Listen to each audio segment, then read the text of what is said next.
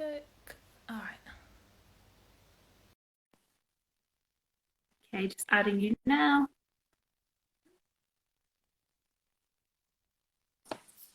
There we go. Hi, Hey Fern, how you doing? I'm good. How are you?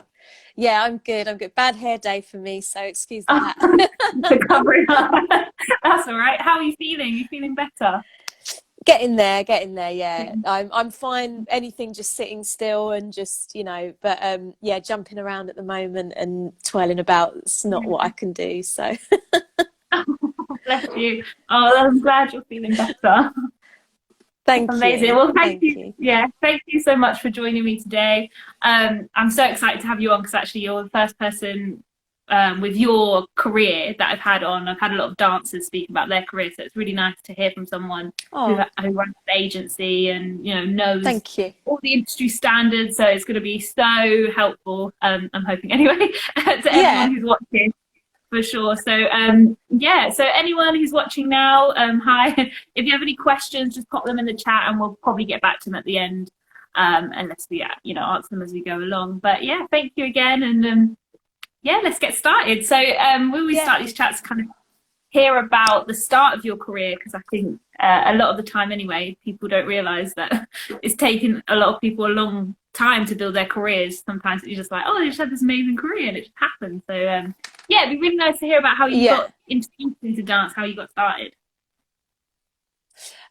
So I'm still a street dancer. I'm just putting that out there because I think where I think what happens sometimes is when people do other things, they get pigeonholed. So I know I do realize what's happened to me a little bit in the industry. I've been pigeonholed as an agent, and I'm actually not an agent at my own company anymore. I'm a creative Yeah, director. So just putting it out there, I'm still yeah. dancing and prancing about at my age. Um, I well, in regards to street dance, I first started going to Jimmy Williams locking class, and anyone who Oh, knows nice. Jimmy Williams knows, yeah, he's an Yeah, absolute UK legend of the locking scene, and he was my first street dance teacher. Um, I also did tap dancing because my mum sent me to community tap when I was yeah. younger Oh, as like a lovely. creche. Um, and tap dancing is one of the oldest street dances, so Yeah, maybe tap was my first one, but Jimmy Williams definitely. I think I was 15, and I went into his class not knowing what locking was, and yeah, also got to learn about popping with him, learn about what whacking was back then as well. And yeah. bear in mind, I was like, yeah, I think I was 15, and I used to go with my friend Sean Parkins. Whoever knows Sean Parkins, shout out. He's a big time choreographer, and he's working in Amazing. Book of Mormon at the moment. But we used to go and we used to learn so much, and we used to ask him about the street dance styles that we didn't know a lot about. And back then, whacking and punking were not Yeah. big dances that we had. And now, obviously, the whacking scene's so huge. So oh yeah, I see Bismarck there. He's another Jimmy Williams. But Yeah, yeah, so yeah, that's kind of where my street dance journey started. And after learning with Jimmy, I learned with amazing teachers like Chimp, Robert Pountney, who runs Pro Dance. He used to teach a Boogaloo class. oh, nice. Yeah, believe it or not, there was a specific class for Boogaloo. That's amazing. Um, Yeah. yeah, and we used to go to Break Station Studio to learn Boogaloo. One of my other teachers was Flexi Stew, who some people remember from back in the day, locking legend. He was one of my locking teachers as well. James Painting, popping teacher. Skittles, who Yeah. is one of my best friends, is actually I hold as one of my teachers. Yeah. And Amazing. when we were learning street dance back then, it wasn't, we didn't have social media, Yeah. and you basically you'd have to go to Pineapple or one of the dance studios to see when there'd be workshops for like the pioneers or anything like that. So Electric Boogaloos were in town, Shabadoo were in town, and when those Amazing. workshops were on, it was people like Robert Pountney, Chimp, major Yeah. legend, who would promote these workshops. And you didn't have an email; you had to call up to book your place, or you just turned up on the day. Yeah. Yeah. So Yeah. yeah, it was harder to learn back then from the Yeah, greats and everything like that. And I see that Fred is on the chat, and Fred, yeah, I, yeah. I used to go to Fred's class. I feel like he's one of the people that's taught me as well, Yeah, um, yeah, and an inspiration. So yeah, in regards to my street dance, like where it all started, it was a lot harder. And um, like I said, you had to look out for the posters at studios. You actively had to go somewhere to find out about something, or it was yeah, word of mouth.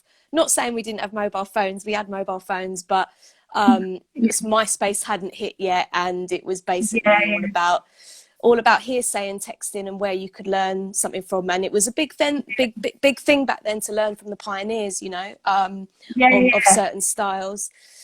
Um, and then so in regards to how my sort of street dance career started, it was basically at those classes, but I also was teaching from 16 because I had a major interest in street dance and hip hop music, which I realized there was a point when it wasn't as cool.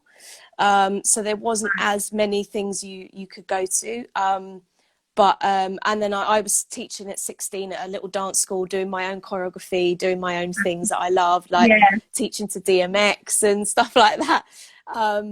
But yeah, so that's kind of my beginnings as a teenager, and I guess into my early 20s was learning from these amazing teachers that we've had, especially James Painting, who I miss very much. And he was someone who inspired our short film Boss and told me to make it, and I didn't listen. And I did it 10 years later. So yeah, Yeah. that's the start of So that my, sounds, yeah. yeah, it sounds like you've had an amazing start though. Like I recognize a few of the names, but not all of the names I've heard of. So yeah, it sounds like you actually had like a really authentic start in your street dance journey, which I think maybe a lot of people don't always get. Yeah, I guess it's really hard because I know what you mean when you say authentic. Mm. And I think people do who don't who are not in the arts might have a perceived notion of what street dance is. Yeah, And they're like, oh, they're learning on the streets and stuff like that. And like yeah, um street dancers are some of the most disciplined athletes that I know, especially the breakers. yeah, And I get it was authentic in the sense of we couldn't be lazy to get to. If you wanted a casting, you had to be somewhere. If you wanted to yeah, make connections and network and friends, you had to get to classes. You had to work with people. And yeah, but we still weren't treated the same way maybe contemporary and ballet dancers are seen. So yeah. as much as my beginning was authentic, because I was discovering something that I wanted to do, and it wasn't, it was there's always been our scene, but it wasn't seen as popular how it is Mm. now by the masses. And Yeah. maybe I feel for dancers now because it is so oversaturated. Mm. Yeah. There are more opportunities and we are treated better, but um, it's there's a when something becomes accessible, a lot more people do it, and a lot more, and when something becomes easier to get hold of, not Yeah. necessarily have the talent for it, but it becomes it becomes like one of many. So yeah, so Yeah. to round up, I did have an authentic beginning, but it was hard. Yeah, it was hard, but we loved Yeah. it, yeah. Yeah. Yeah. No, that's incredible. It sounds amazing. So kind of how did you, so you said you started teaching around 16. Was that kind of then how you started your career as a dancer? As you said, how you started dancing, but then necessarily how did you start your career as a dancer? um i I moved out of home when I was, I think, 17. I had 5 jobs like you did at the time. Wow. Uh, Yeah. yeah, I was working in Wow. bars. Yeah, I was working Yeah. in bars, coat check, waitress, and also one of my jobs was teaching dance. And they could pay you as little as they wanted back then, which back then Mhm. you were just like, oh, I'm just grateful to have work, even if Yeah. you were being paid £10 an hour to teach dance, Mhm. especially to people's children. So that was one of my, you know, jobs. And my career, it's really hard. I guess the first music video I did, my first professional music video was for Mystique. If you know, nice. everyone remembers Mystique. Yeah, I love And Mystique. we got paid £90 for a 16-hour day, Oh and my we had God. to bring our, we had to bring our own clothes. Oh wow. But we weren't protected like we are now as Yeah, dancers. yeah, And you wanted it on your CV. You just were like, right, it's a job, it's some cash, it's some money. yeah, And rent wasn't as expensive as it is yeah. now. Just Okay. putting that out there, guys. Like, I paid £50 a week to live near King's Cross with Oh, 5 did you jobs. actually? Yeah, Oh, yeah, yeah. that's, Like, I mean, that's that's not incredible. even 10. Right, it's not even £10 a Yeah. night. So it's all Wow. relative into how Yeah. dancers survive today and how we survived. So yeah, you had so many jobs and you were hustling, but it was just part of It was being fun. a dancer. Yeah. So I did that video. I think I was 18, I think, or 19. I can't remember. And then from there, things kind of. When I joined Boy Blue when I was 20, Yeah. I auditioned for Kenrick, and I've been with them ever since. I've not been around as much, but Yeah. you know, I'm still there. So yeah, I guess it started from that music video, and I was like, I can,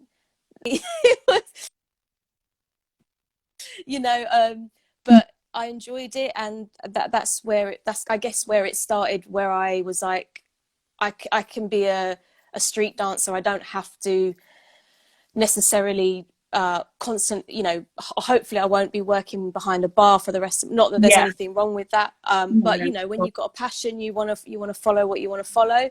um 100%. but I was, you know, I did, you do end up doing several jobs at once until quite late. I mean, I think I stopped working in bars when I was about 24, 25. Yeah. So yeah, so again, sorry, talking a lot. No, no, it's good. That's It's what where we it want to kind hear. of started, I guess. Yeah. Yeah, so No, that's that's kind of great. where it started. Yeah. And I think a lot of people can, yeah, resonate with that because it was always doing like loads of different side hustles until you get that as your main job. Oh yeah, and that's not even counting all the free dance shows you do and the free dance performances and at the shopping centres and you just do it because it's kind of part of. Well, we're told that's part of what we have to Yeah. do as dancers, especially street dancers, and I can't wait for Yeah. that to change because yeah. 100%. Yeah, definitely. Yeah. And I think it will change. Hopefully, it's got better for sure. For Yeah. sure. Amazing. Okay, cool. So it'd be really great to hear about how Free Your Style started and how that journey. Because I think I was reading up about how it used to be a dance collective, and then it Yeah. developed. So I'd really love to hear about that. Yeah, so Free Your Style, I've said it so many times. I didn't mean to build an agency. Yeah. Okay. I just I just at 20, I think, especially if you've got hustle mentality, you and listen, so many dancers are on the scene, choreographers, teachers, dancers. They're more than what they are, than what we see. Yeah. Like they're not just choreographers, they're not just dancers. Some people are photographers, filmmakers, and we got to remember that. And I, you know, I've always had an entrepreneurial mind, in the Yeah. sense of not just as a money thing, but we're so especially the street dance scene, we're so you know, complex.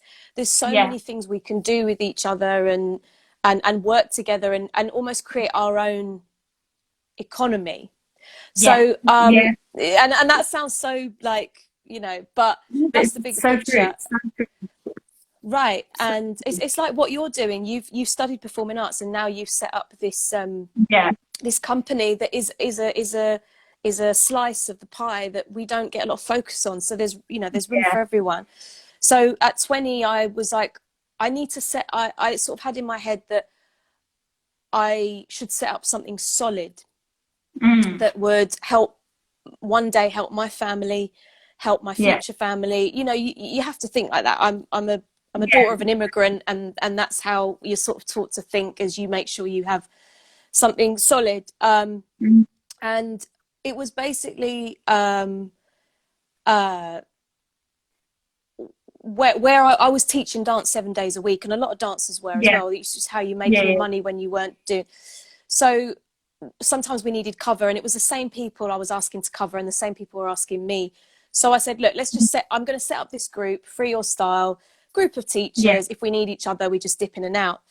Nice. And Yeah. long story short, people started coming to us for, oh, it was independent artists. I haven't got any money. Do you think you guys could just do a freestyle for an hour kind of thing? And I'd be like, Yeah. yeah, okay. And, you know, we were young. We didn't, you know, I didn't know any better either. And we do these free videos. And then there was a point I was like, okay, this is starting to feel like I'm doing an agent's job, because I'd send Yeah. the information and stuff like that. And again, none of us were making any money. And then it started to get bigger and reach out, and it was growing from there, and people then started to offer payment. I was like, great. Sometimes it still wasn't enough for what the dancers were worth and what they were doing. So a lot of the time I wouldn't take commission. So I was kind of running a company without getting any benefits back, Yeah. apart from Okay. it was establishing itself. And Yeah. there's something in that, but it's not ideal. Um, Yeah. so and people still don't believe to this day. Sometimes we waive a commission because we're just trying to get the best for the performers, but that's another thing. But so then it just grew from there. And a friend of mine called Leanne Flynn, who's this incredible casting director, and a lot of dancers have met her, and she is such a supporter of our scene. She used to be a dancer herself. She casts music videos, she casts films, she casts TV. She got in touch and was like, look, I'm casting a lot of dance stuff. I really want to get you guys in. And she knew I was in Boy Blue, so she'd constantly get Free Your Style people in. Then her friend, and a shout out to another incredible casting director, Carmel Cochran, who again is such a supporter of our scene. People don't Yeah. even know. And she Yeah. casts huge things like The End of the Effing World, music videos, film. Like, she's, both of them, those two women, I have a lot to thank for, because they really believed in Free Your Style, because we weren't this big, you know, bougie agency. It Yeah. grew out of, I'm a street dancer. I've never Yeah. worked in an agency in my life. Never. Yeah. Okay. Yeah. This is what Yeah. so Yeah. everything that has come up to now has been through experience, and most importantly, respecting people and being dignified with the job, and not burning bridges, and trying to create the best relationships with people that you can, so Yeah. that you feel that you can call on them and they can call on you. Yeah. And that's kind of Definitely. always been the thing behind Free Your Style.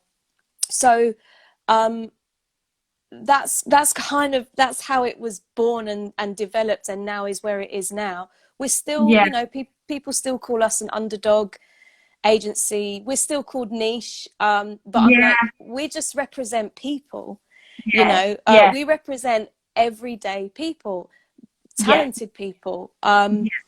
and I wanted to, you know, as I said, I never worked in an agency. I had to learn everything as I went along, and learn how things were done. And I just, if this was gonna be something, it had to be a company that stuck up for the scene, and Yeah. stuck up for street dancers who aren't necessarily treated like, I don't know. I don't know what it is. Like, they love what we do, but they Yeah. can't see past a professional point. I Yeah. don't. Yeah. It's But getting yeah, them to that's it. understand the value, isn't it? But yeah, Yeah. like getting them to understand the value, like there's so much value in it. But I guess sometimes for some reason it doesn't translate, which doesn't make sense to me. I'll be honest. I'll Yeah. be honest. I still think, you know, there's and this is just being completely open. There'll be a there'll be things to do with racism, classism, so many things in that aspect that the hip hop scene has had to put up with since when it was born, you know. And there is this thing, and I always say it, this thing of youth attached to what we do. It is a youthful thing. It was born, you know, out of where it was born out of. But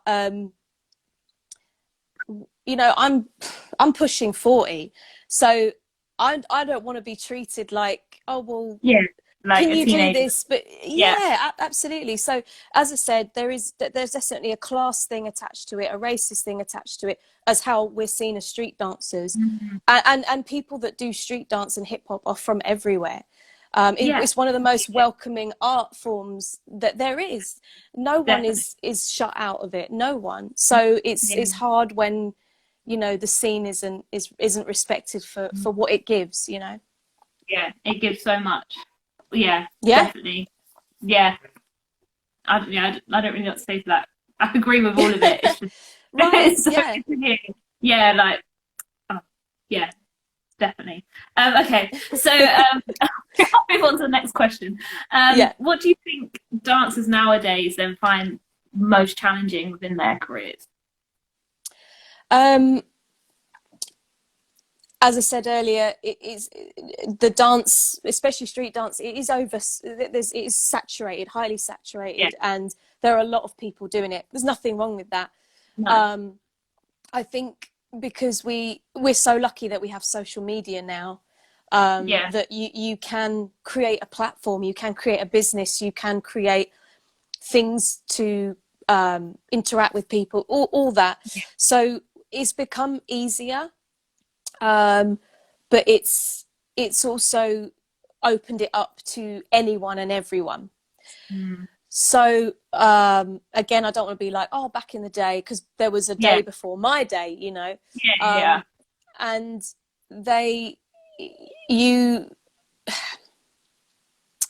how can I put this? Because it was harder to see people dance, you either had to go to a battle or try and find footage from someone, or it's not instantly put on Insta straight away. So if you think how many eyes see that, that's fantastic. All over the world, someone can see someone's Instagram and watch a battle from the week before. But the downside of that is it's made it so easy for people to emulate, to copy, to see that, oh, this looks easy, therefore I can do it. So you have companies setting up, you know, I've called them out already. I'll do it again. ISTD have a hip hop course. Myself and people who know Yami, we had a meeting with them about ISTD selling a hip hop course. We had a look at the course and it was bogus. It was wrong. It was. I'll say it was absolute rubbish. And ISTD are great for their ballet institute and everything like that, and everything that they do. They excel at that. That's their thing. But if you're going to take on another dance that has a culture attached to it, the culture is within the dance. So you can't teach within the same syllabus whacking. Oh, look, we have Mademoiselle Ginger who's here as well on the thing. You can't mix whacking with breaking. Honestly, it's so bogus. And we asked them, are you still selling this? And they said, yeah.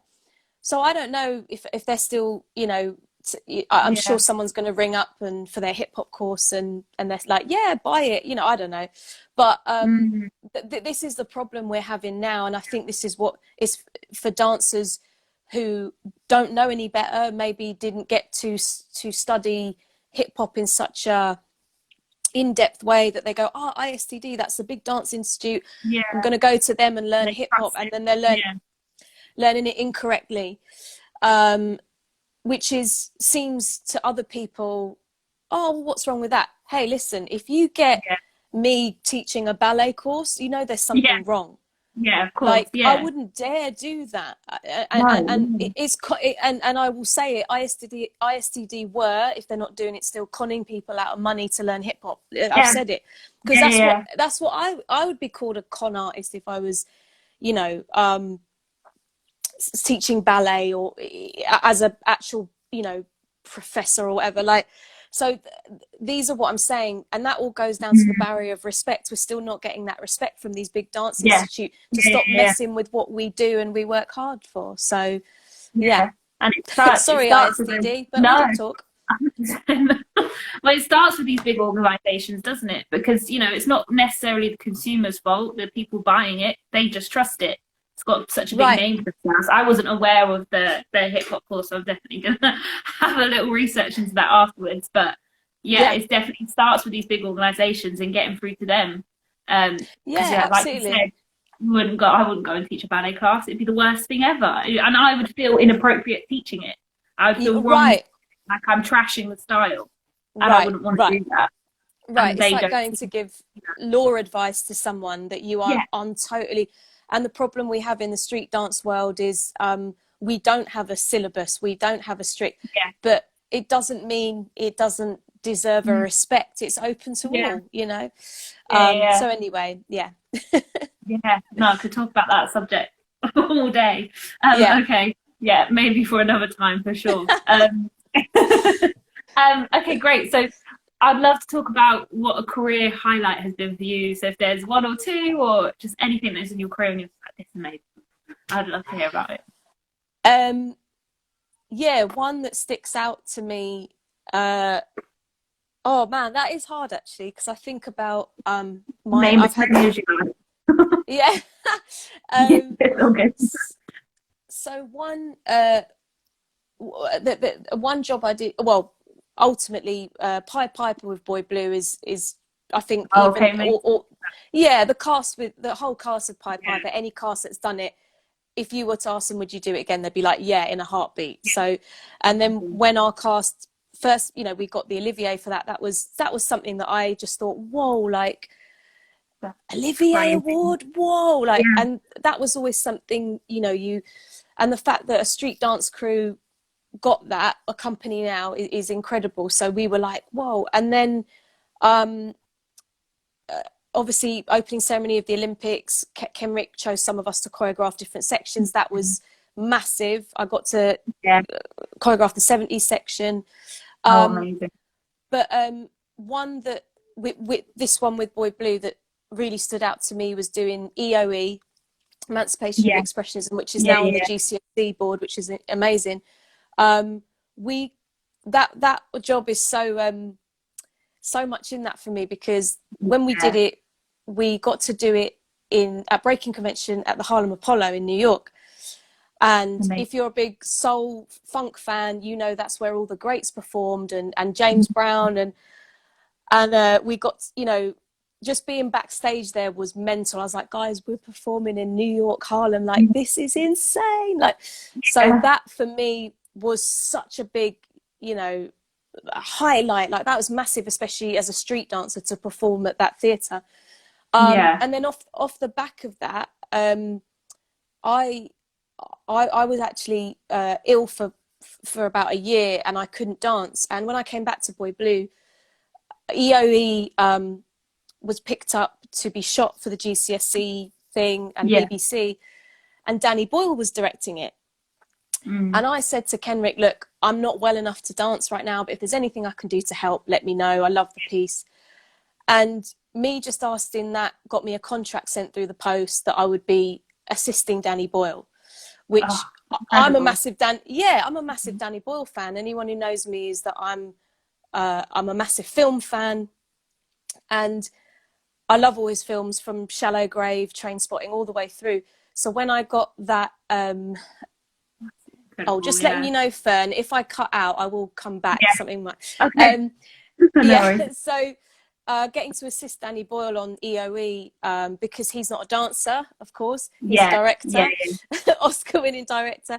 I had to sit with him the whole job and say to him, they've done this wrong, we need to go back. And it was just amazing talking to him about how he directs and in relation to choreography. So I'm really grateful for Kenrick for bringing me on that job when I couldn't dance, but I got to do the next best thing to assist Danny. So of course, but it gives you a whole other element, doesn't it? Right. But one of my main biggest jobs that I still can't believe I did was I got to work with Ricky Gervais on Afterlife, choreographing him in a couple of the episodes. And I'm a big Office fan, and you know, there's just people that you don't think you'll ever get to work with because you're like, I'm just there, like that. And then Charlie Hanson, who's a friend of mine, he's actually producer for Ricky.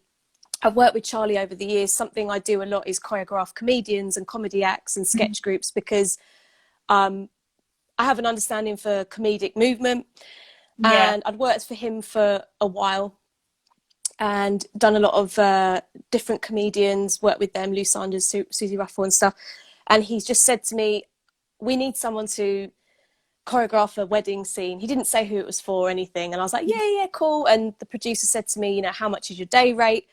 I said, look, this is my rate, but as I know Charlie, I'm happy to take a discount down. He always looks out for me in the sense of work.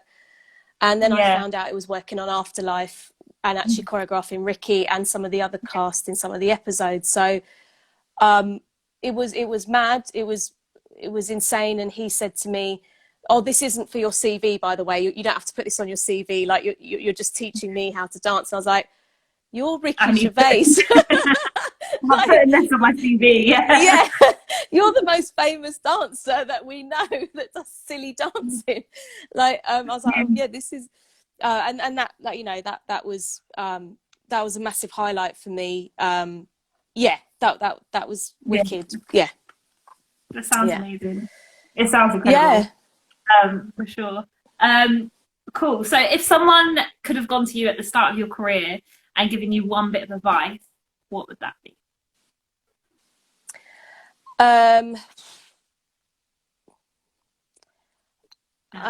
It's just or a couple of it. It's fine. You can have to do one.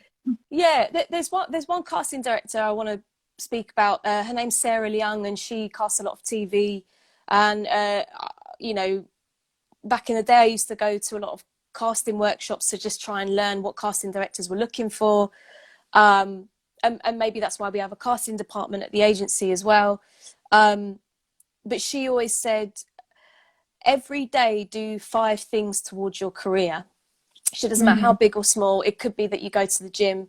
It could be that you watch an episode of something to understand characters. It could be that you read a page, you edit something. She was like, it doesn't matter. Even if there's 5 small things, just do them, get them done. And I always remembered that. And it really helps to have that as almost like a structure if you feel like you're not being productive. But I wish someone had said to me not to care as much, and just to not chase what you think other people are doing or what you think they want, but just be unapologetically you. And I think that's a cliche thing to say, but but it's necessary. There's so much truth in it. Like when you get to a point where you don't care, as in not care about people, but just don't care what other people think of your work, or in a productive sense, you know. There's magic in that. I think it's freeing. I think that's what I found anyway. You just start going, I'm just gonna do it. Exactly. If you like it, fantastic. You know. Right. Yeah. Amazing. Yes, I love how Ginger's like, yes. Appreciate that. Yeah. I had a live with Ginger quite a few months ago. It was a really good one. So anyone's watching, I need to watch it. That. Yeah, I need to. Really good. It's on our YouTube as well, if that's easier for people. Oh, can I just shout out to Chris Baldock? Yeah, who's joined. Chris Baldock. Oh, yeah. Oh, sorry, I'm back. No, Chris Baldock is incredible choreographer, and he also ignited my love for street dance, because I felt where I was when I was learning wasn't a street dance friendly place, and he's old school. Anyway, I just wanted to shout out Chris because he's there, but he knows his stuff, and if you ever get to work with him, he's wicked.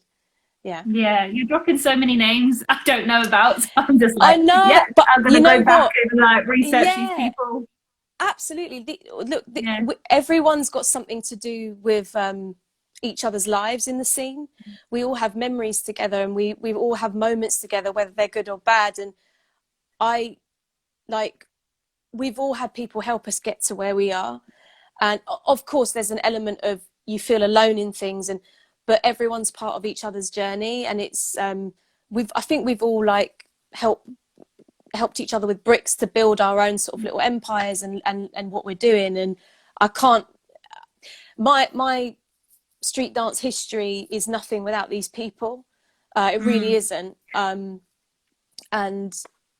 I'm really happy that I get to work with a lot of people, and get to work, you know, and still know a lot of these people. So yeah. Incredible. Yeah, amazing. Okay, so they're like the majority of my questions. So now we're just gonna have a little chat about the masterclass on Thursday, which I'm so excited about. We've got quite a few people booked, so I'm really happy for that. And I think it's just going to be, I don't know too much about agencies and castings, and I only follow a few, and I saw your agency and thought, yeah, that just sits right with me. Like just what I've seen anyway from an outsider's point of view. So I'm just so excited to have you on. So it'd be great if you could just chat a little bit about what you'll be delivering on Thursday. Yeah, sure. So this is something I do quite a lot. Before lockdown, of course, I used to go into, well, I have done it on Zoom, colleges and universities and institutes, and to do a good big talk about the industry. And I didn't realise it's something that students don't really learn when they. I never learned it.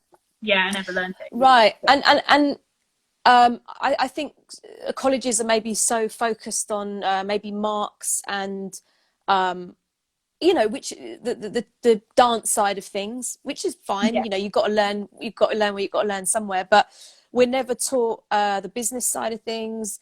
We're never taught basics like insurance, all the boring stuff, but it's so important. And you know, the way I see it is if these other people are going to see our talent as a business, we need to as well. That's how we're getting exploited. I think we're afraid to sort of say, look, my talent is for sale to you. It's mine, and I can do what I want with it. But if you want to buy this and have it platformed in any way, in any capacity, you've got to pay for it. So especially when they're making money off you. So it's basically the talk. It could be helpful for people who have not graduated, people that are, you know, older and are like, you know what, I want to. It's just basically a talk about building your profile and what you need as making you bulletproof in the industry, and just if someone asks something for you, just like, yep, got it. Etiquette in casting, in professional relationships, in Mademoiselle Ginger. It's on Thursday, Ginger.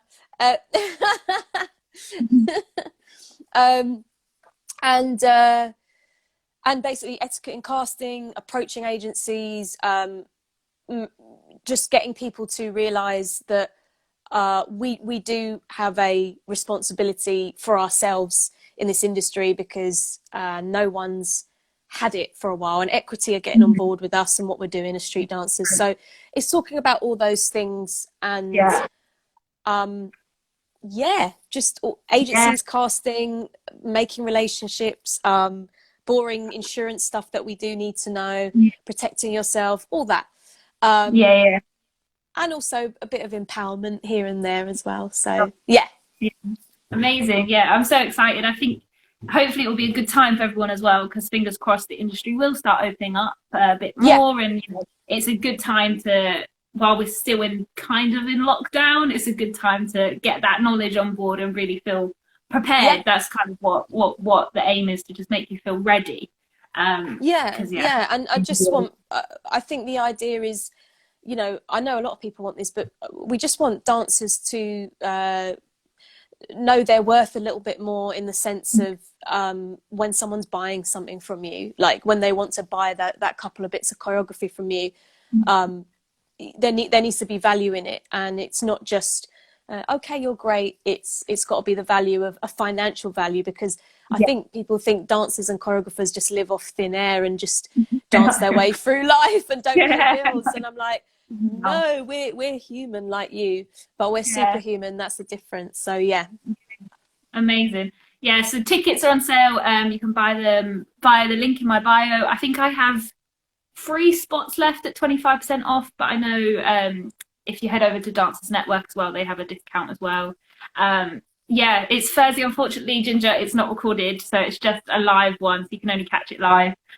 Thursday at 7 p.m. to about 8:15, 8:30. And yeah, I'm so excited because I'm just ready to I don't know much at all, so I'm really excited to learn it all. And yeah, does anyone have any questions? Maybe we'll give it a couple minutes and have a little scroll up. So I think there was a few comments. Just a lot of love by the looks of it. So a lot of love anyway. Oh yeah, man. Yeah, shout out to all the, like the Freds, the Gingers. Yeah, man. There's Chris. Oh, Dre, Andre.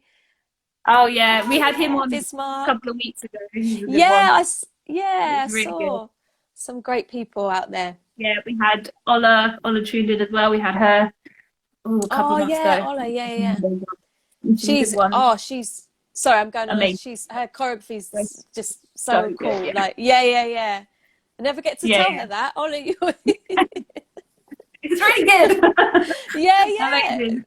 Yeah, great. And is there any other projects you want to share, you want to chat about that you're working on at the moment? Or?